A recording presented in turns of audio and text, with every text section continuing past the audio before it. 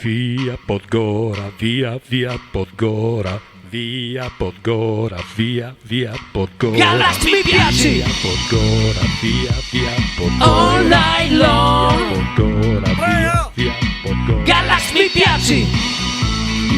Vergognosissimo!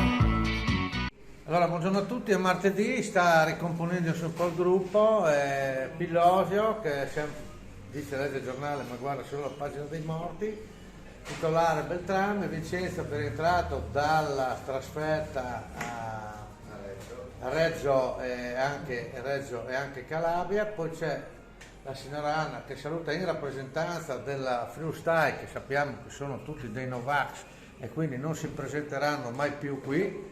E invece abbiamo un rappresentante commerciale, il nostro amico Gorgoglione, che fa rima con e non diciamo niente.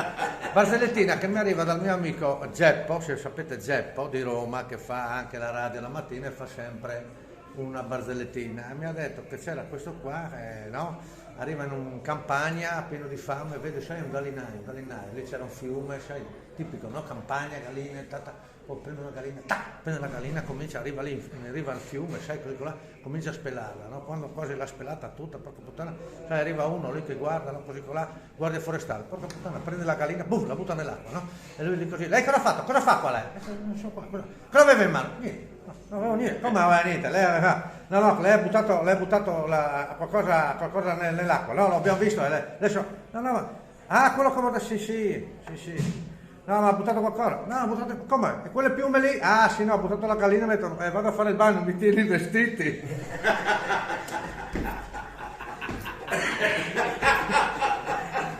Volevo anche... Così leggera, veloce. Allora un saluto da quelli delle tre sorelle.